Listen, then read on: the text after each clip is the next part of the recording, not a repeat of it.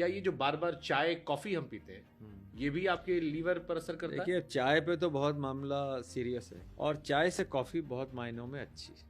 और sugar free बिल्कुल ना लें, शुगर फ्री ज्यादा खतरनाक है? ज़्यादा खतरनाक है। All the cancers, all the gut problems are related to all this sugar free. तो बहुत सारे लोग ऐसे चीनी छोड़कर शुगर फ्री डालते हैं, वो ज़माने निकल गए।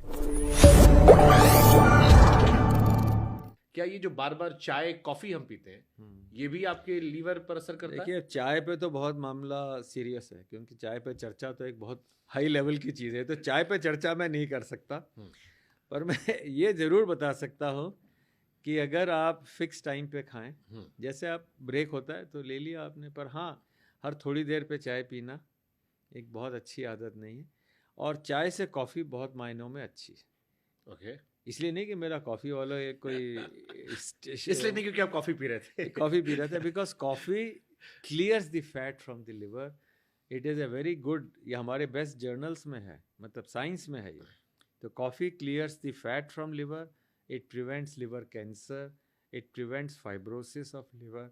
सो coffee is better, but coffee के और दुष्प्रभाव भी हो सकते हैं, किसी किसी का बीपी बढ़ सकता है।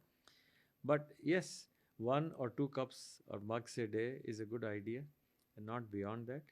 और चाय बार बार पीना, मतलब दिन में 25 चाय पी ली तो फिर तो ज़्यादा ही हो जाएगा। हाँ, 2-3 बार में it's not a problem, but sugar in that thing, और शुगर फ्री बिल्कुल ना लें, is not at all a good idea. Sugar free and all these other things, sugar is a good idea, small amounts are without sugar but not sugar free.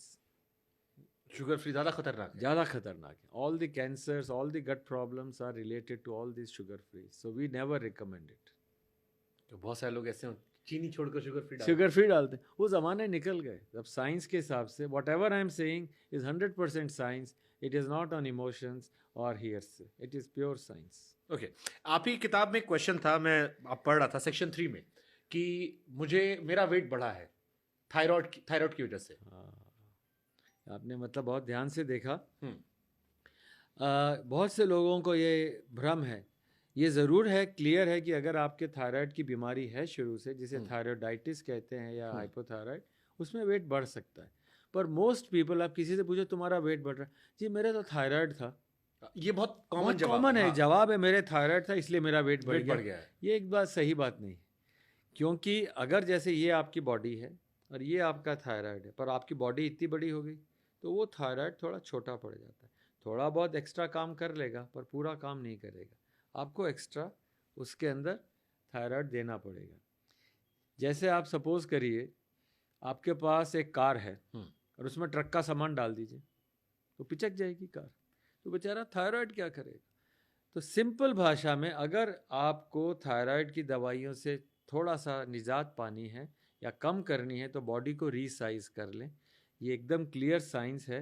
जैसे आपने bariatric surgery कराई या weight lose किया तो thyroid की medicine धीरे धीरे, जिसका वेट घट गया उसकी डायबिटीज़ की मेडिसिन चली जाती हैं। Can you believe it? This is very clear. मतलब New England journal, best journals हैं वर्ल्ड के, कि आपने बैरिएट्रिक कराई तो आपका डायबिटीज़ कम हो गया, आपका थायराइड कम हो गया, ब्लड प्रेशर कम हो गया। तो सिंपल भाषा में, don't store what you don't need. Liver is your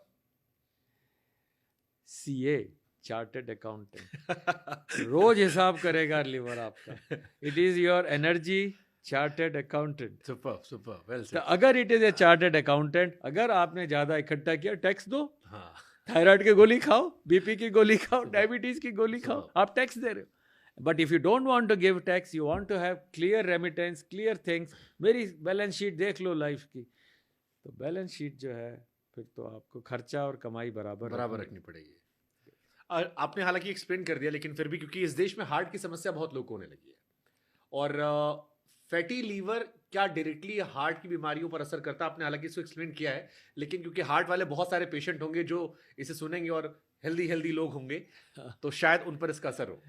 बहुत अच्छा सवाल है। मेरे एक बहुत अजीज़ दोस्त हैं और बहुत फेमस हार्ट स्पेशलिस्ट हैं, रमाकांत पांडा, बॉम्बे में एशियन हार्ट इंस्टीट्यूट के मालिक हैं, और पहले प्राइम मिनिस्टर का सर्जरी उन्होंने ही किया था, bypass.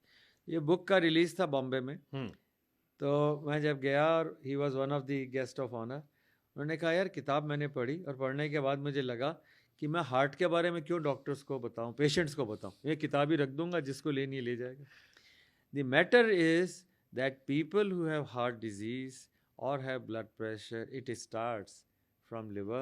You have extra fat, it goes into your heart, gets the arteries shortened, and you get heart attack. So please remember, and this process starts very early in life. जैसे एक example देता हूँ, एक 10 साल का बच्चा है, मोटा है, उसके हार्ट की उम्र कितनी होगी? 10 साल होगी? जी नहीं, उसके हार्ट की उम्र 40 साल होगी. उस 10 साल के बच्चे का अगर आप देखेंगे, उसके हार्ट ने इतनी पंपिंग कर ली, वो बेचारा हार्ट पुराना हो गया. तो very common man language, if your child is obese, that is unhealthy not only for liver but it is unhealthy for heart.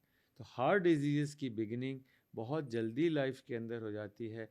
छोटे बच्चों में भी अगर फैटी लिवर है, it is a very unhealthy sign. और हार्ट डिजीज़ बचाने के लिए बच्चों को स्लिम रखें और खुद भी स्लिम हो.